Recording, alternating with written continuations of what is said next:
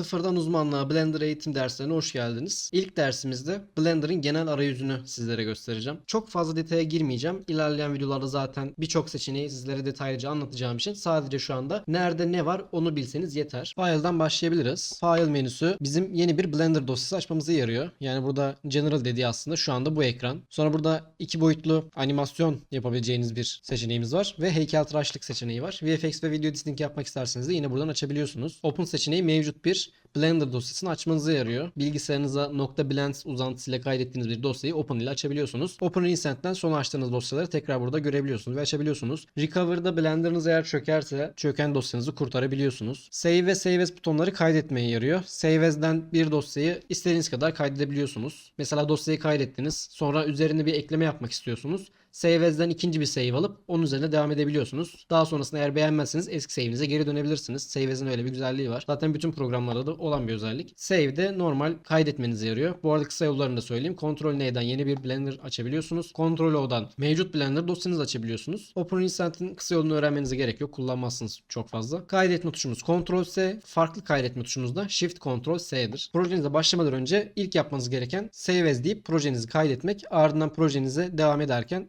sürekli save almak. Böylece olası bir çökmede, olası bir bilgisayarınız kapanabilir. Herhangi bir sorun olabilir. Bu noktada sürekli save aldığınız için sorun yaşamazsınız. Link ve appendler sizin Blender dosyasından veri çekmenize yarıyor. Yani bir Blender dosyası içinden bir model istiyorsanız, bir texture istiyorsanız, ışık istiyorsanız bunları yine bu link ve append üzerinden çekebiliyorsunuz. Link dosyası referans olarak getirir dosyayı. Yani ana orijinal dosya üzerine bir değişiklik olursa buradaki linkten çağırdığınız veride de değişiklik olur. Append içerisinden çektiğiniz veriler projenize doğrudan kopyalanıyor ve orijinal dosyayla bir bağlantısı kalmıyor. O yüzden eğer bir dosyadan aktarma yapacaksınız append'i kullanabilirsiniz. Import ve export seçeneklerimiz var. Import Blender dosyası içerisine dosya yüklemenizi yarıyor. Link ve append ile karıştırmayın. Link ve append'de bir .blend uzantılı Blender dosyasından çekiyorsunuz. Import'ta ise burada gördüğünüz farklı uzantılar var. Bunlardan istediğinizi projenize aktarabiliyorsunuz. Biz genelde FBX kullanırız. Global bir format gibi düşünebilirsiniz. Yani birçok dosyayı FBX olarak paylaşırsanız çoğu insan kullanabiliyor. Export seçeneği de projenizdeki dosyaları dışarı aktarmanıza yarıyor. Biz genelde yine FBX kullanıyoruz. Burada söylemem gereken bir şey var. Şuradaki Pet Mode seçeneğini kopya yapıp yanındaki işareti de tıklarsanız artık texture'lar o modele gömülüyor. Ben bu modelin dışarı aktarımını yaptığımda texture'ları o projede gömülü olarak geliyor. Ben bunu istediğimde tekrar çağırdığımda direkt texture'larla birlikte geliyor. Texture'larla uğraşmak istemiyorsanız bu seçeneği de işaretleyebilirsiniz. Edit'e geldiğimizde burada Undo ve Redo seçeneklerimiz var. Undo yapılan işlemi geri alıyor. Redo da geri aldığınız işlemi tekrar ileri alıyor. Yani bir nevi Undo'yu Undo yapıyor gibi düşünebilirsiniz. Kısa yolları Undo'nun Ctrl-Z, Redo'nun da Shift-Ctrl-Z. Menü Search diye bir seçeneğimiz var. Biz bunu F3 ile açıyoruz. F3'e bastığında böyle bir menü geliyor. Buradan istediğimizi aratıp bulabiliyoruz. Mesela mirror yazalım. Mirror yazdığımızda burada X global, Y global, Y lokal, Z global gibi seçenekler geliyor. Bunlardan istediğimizi tıklayıp kullanabiliyoruz. Yani bir nevi arama çubuğu gibi düşünebilirsiniz. Burada bir de Preferences diye bir seçeneğimiz var. Bu bizim Blender'ımızın aslında ayarlarını yaptığımız yer. Ben size sadece sık kullanılan kısımları anlatacağım. Ama yine de şöyle menüleri ufaktan görün istiyorum. O yüzden her birine tek tek bakacağım. Ekranlarını açacağım. Interface menümüz bu şekilde. Viewport bu şekilde. License bu şekilde. Editing'imiz böyle. Animasyon ekranımız böyle. Get Extensions menümüz de bu şekilde. Add-ons menüsünde yüklediğiniz add-onları kapatıp açabiliyorsunuz. Mesela Node Wrangler'ı isterseniz kapatıp açabilirsiniz. Şu an kapalı. Şu anda da aktif. Add-on yüklemek için Blender'ın yeni sürümüyle birlikte bir kolaylık geldi. Artık Blender'ın güncel sürümlerinde direkt add-on'u RAR dosyasını programa sürükleyerek kullanabiliyorsunuz. Temalarda Blender'ın görünümünü değiştirebiliyorsunuz. Burada çeşitli ayarlar yapılabiliyor. Edge Lank'in rengini değiştirebilirsiniz. Bu menülerin rengini değiştirebilirsiniz. Veya Shader editörden nodlar arasındaki çizginin nasıl görüneceğini vesaire buradan ayarlayabiliyorsunuz. Yani genel olarak Blender'ın nasıl görüneceğini buradan ayarlayabilirsiniz. Input menümüz bu şekilde. Navigasyon menüsünde işaretlemenizi tavsiye edebileceğim iki tane seçenek var. Bir tanesi Depth, diğeri de Orbital Around Selection. Depth'i işaretlemezseniz modellere bir yere kadar zoom atabilirsiniz. Ancak Depth'i işaretlediğiniz zaman modelin içinden bile geçebiliyorsunuz. O yüzden önemli bir seçenek.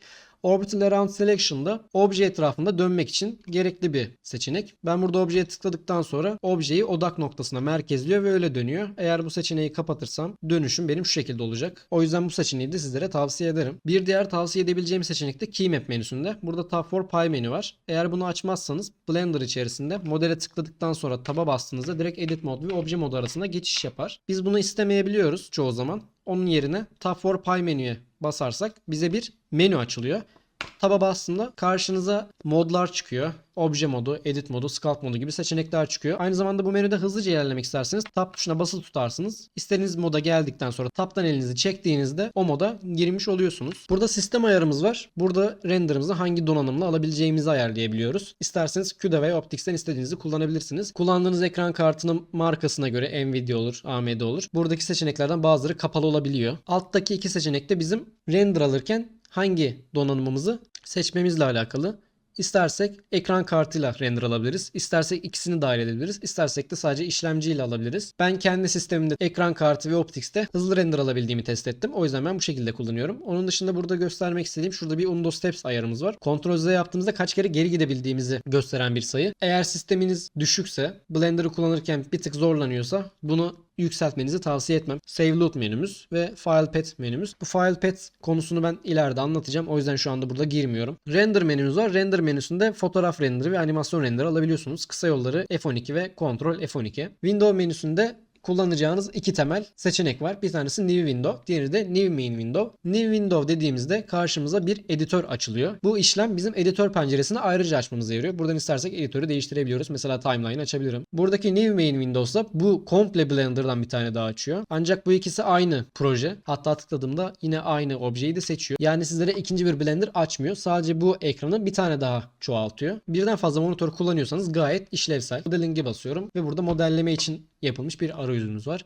Sculpting için yapılmış bir arayüzümüz var. UV Editing, Texture Painting, Shading, Animasyon, Render, Compositing, Geometry Node ve Scripting için yapılmış bu şekilde arayüzler var. Burada editörlerimizi değiştirebileceğimiz bir seçenek var. Ona birazdan geleceğim. Basabileceğimiz tuşları gösteren bir bölümümüz var. En alta geldiğimizde sağ altta bize sahne ile ilgili çeşitli verileri sunuyor. Bu verilerden istediğimizi sağ tıklayarak kapatabilir veya açabiliriz. En sağ altta da bizim Blender sürümümüzü görebiliyoruz. 4.3.0 kullanıyoruz biz şu anda. En güncel sürüm o olduğu için. Editör tiplerine bakacak olursak bizim burada General, Animation, Scripting ve Data altında birkaç editörümüz var. 3D Viewport şu anda bizim bu gördüğümüz ekran. Biz burada modellememizi yapabiliyoruz. Animasyonumuzu yapabiliyoruz. Aynı zamanda sahnelerimizi tasarlayabiliyoruz. Blender'ın temel editörü diyebilirim. Bu editörümüzde 3 eksen bulunuyor. Birincisi X eksenimiz kırmızı ile gösterilir. Diğeri Y eksenimiz yeşil ile gösterilir. Bir de burada şu anda aktif olmayan ama benim şuradan aktif edebileceğim bir üçüncü eksen var. Bu da Z eksenidir. 3 boyut işin içine girdiğinde bildiğiniz gibi derinlik ekleniyor. Yani normalde diğer Photoshop gibi programlarda bu şekilde kullanırız. Bizim bir dikey, bir de yatay eksenimiz olur. 3 boyutlu modelleme işin içine girdiğinde bir de derinlik ekseni ekleniyor. 3D Viewport editörümüzde bu şekilde 3 eksen kullanıyor. Bu 3D Viewport editörümüzde şurada obje modumuz var. Tab tuşu ile ayarlayabildiğimiz menü. Bir yan kısımda View menümüz var. Burada toolbar ve sidebar'ı kapatıp açabiliyoruz. Kısa yolları T ve N. Bunlar da şuradaki tool'lar. N'ye bastığımızda da burada bir arayüz açılıyor. Bu ikisini buradan kapatıp açabiliyoruz. Viewport'u nasıl göreceğimizle alakalı bazı seçenekler var. Mesela tab dediğimde kısa yolu Numpad 7'dir. Ekranımızı üstten görürüz. Burada yine navigasyonumuzun ayarları bulunuyor. Viewport Render Image dediği kameradan bağımsız bir render almamızı yarıyor. Bastığımda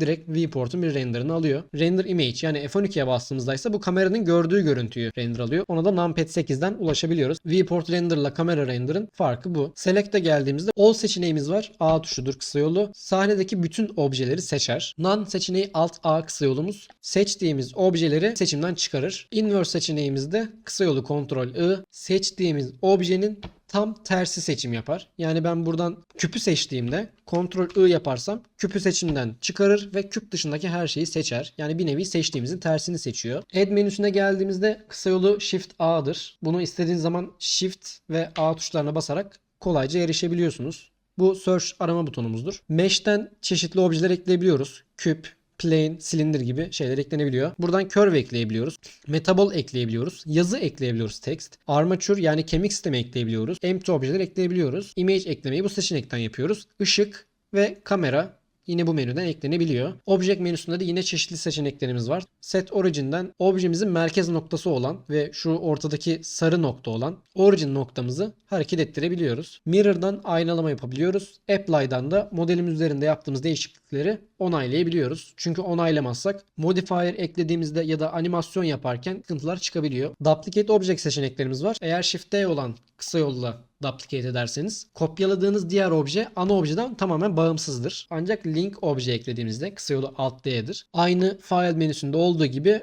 link olarak çalışırlar ve birbirlerini taklit ederler. Join seçeneğinde objeleri birbirine bağlayabiliyorsunuz. Tek bir obje gibi davranıyorlar. Bu asset seçeneğini bu videoda anlatmayacağım. Buna ayrı bir video çekeceğim. Parent seçeneğimiz var. Kemik sisteminde yine çok kullandığımız bir menüdür. Modifier'larımız var. Modelleme olsun, animasyon olsun. Yine Blender'da en çok kullandığımız bölümlerden birisi. Burada da constraint'lerimize ulaşabiliyoruz. Quick Effect seçeneğimizden patlama, duman, sıvı gibi şeyleri yine hızlıca buradan efekt olarak ekleyebiliyoruz. Üstteki menüdeki global yazan kısım bizim objemizi nasıl hareket ettireceğimizi aslında belirliyor. Az önce anlattığım gibi 3D viewport 3 eksenli. X, Y ve Z ekseninde hareket ettirebiliyoruz.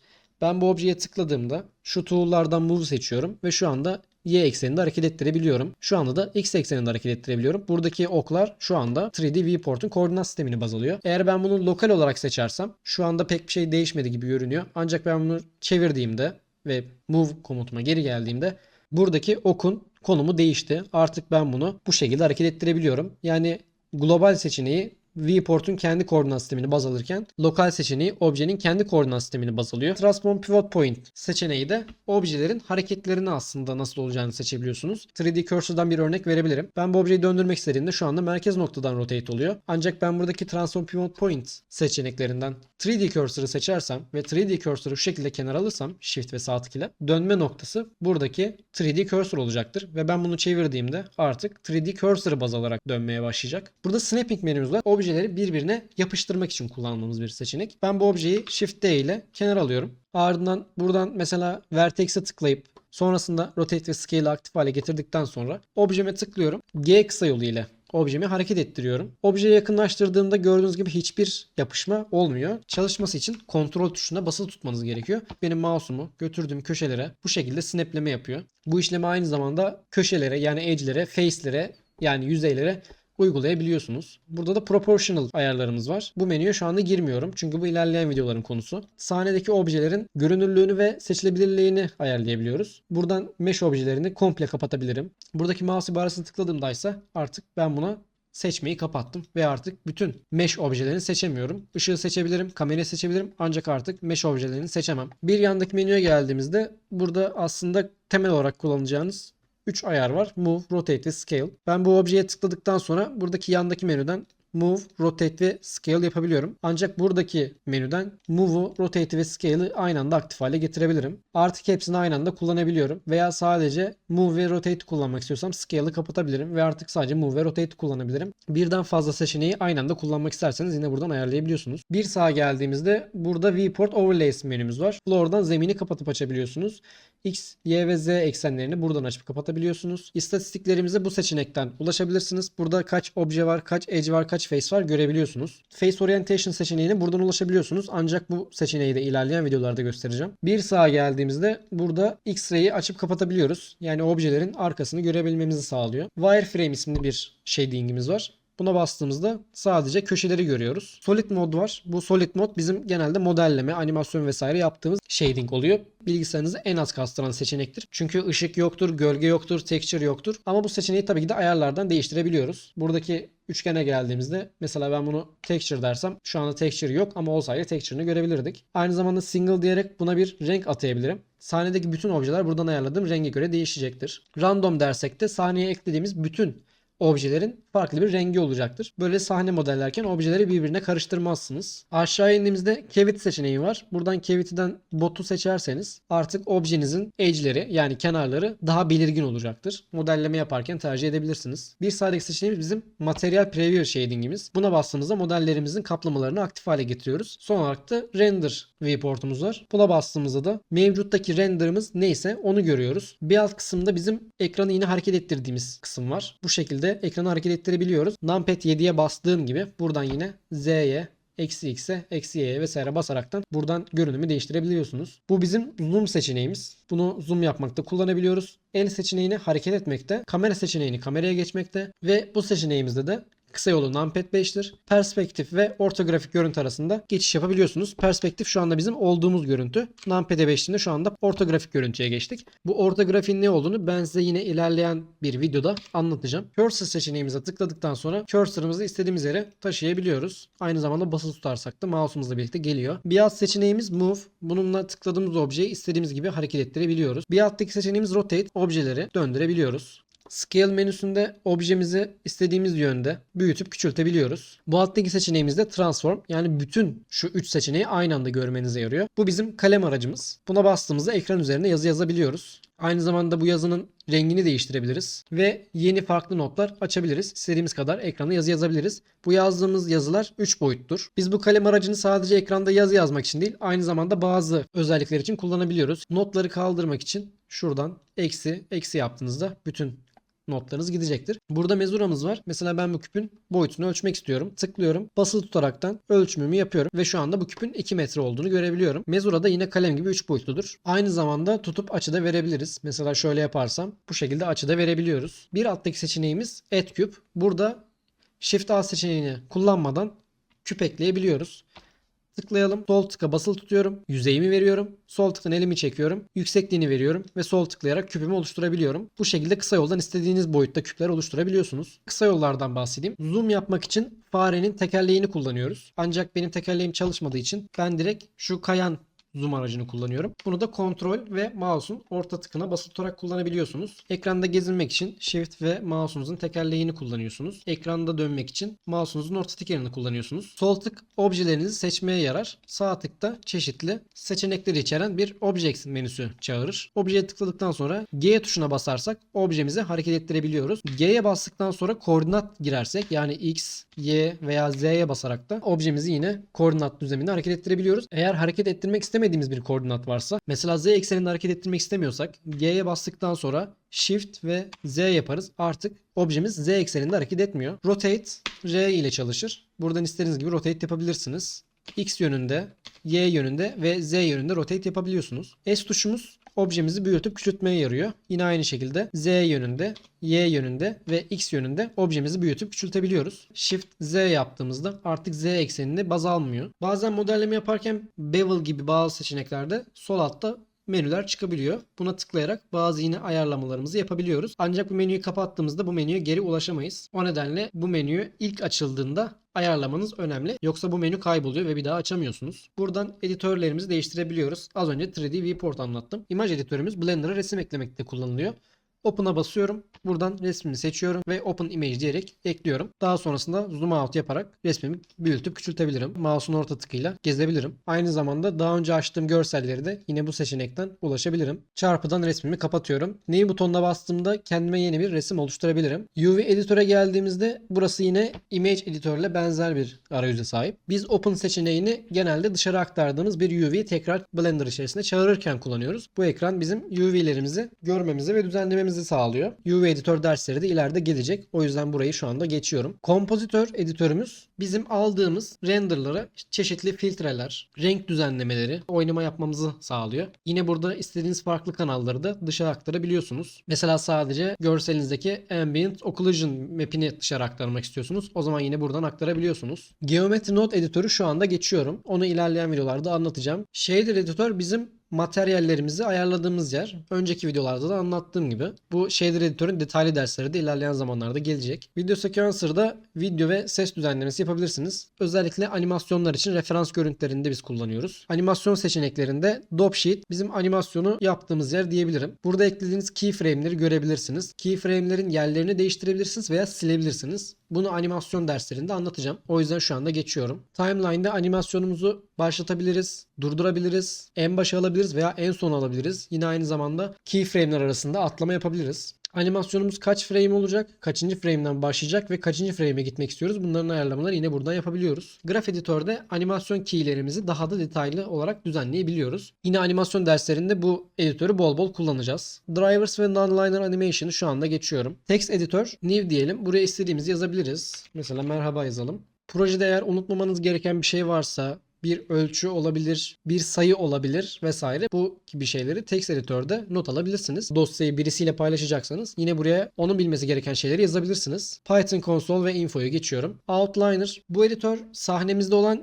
her şeyi görmemizi sağlıyor. Kameralarımız, objelerimiz, ışıklarımız, koleksiyonlarımız gibi pek çok şeyi buradan görüp ayarlayabiliyoruz. Aynı zamanda bunun farklı modları da mevcut. Mesela farklı sahneler oluşturabiliyoruz. Bunu da yine ileride videosunu çekeceğim. Mesela burada Blender file'ı kullanabilirsiniz. Bastığımızda bize Blender içerisindeki bütün verileri gösteriyor. Burada ışıklarımız, materyallerimiz, meshlerimiz gibi pek çok şeyi görebiliyoruz. Aynı zamanda eğer bir materyali silmek istiyorsanız yine buradan silebiliyorsunuz. Ben şuradan General'ı açarsam daha rahat anlatabilirim. Buradaki seçenekleri ben ileride videolarda anlatacağım. O yüzden şu anda yüzeysel geçiyorum. Buradan renderimizle alakalı ayarları yapabiliyoruz. Burası bizim output, yani çıkış seçeneğimiz. Burada görsellerimiz kaça kaç olacak, yüzde kaç çözünürlükte olacak, animasyonumuz kaç FPS olacak, hangi frame'de başlayıp hangi frame'de bitecek, nereye kaydolacak, aynı zamanda dışa kaydettiğimiz öğenin uzantısı ne olacak, PNG mi olacak, FFmpeg mi olacak, JPEG mi olacak, bunları buradan ayarlayabiliyoruz. View Layer menümüz bu şekilde. Scene seçeneğinden sahnemizle ilgili ayarlar yapabiliyoruz. Eğer ölçülü modelleme yapıyorsanız Unit seçeneğinden buradaki uzunluk ayarını değiştirebilirsiniz. Metre, santimetre, milimetre gibi ayarlardan istediğinizi seçebilirsiniz. Burada World seçeneğimiz var. HDRI eklemek gibi seçeneklerimizi yine buradan yapabiliyoruz. Collection seçeneğimizde koleksiyonlarımızı ayarlayabiliyoruz. Objects menümüz burada. Modifier menüsünden objelerimize modifier atayabiliyoruz. Add modifier dedikten sonra burada Edit, Generate,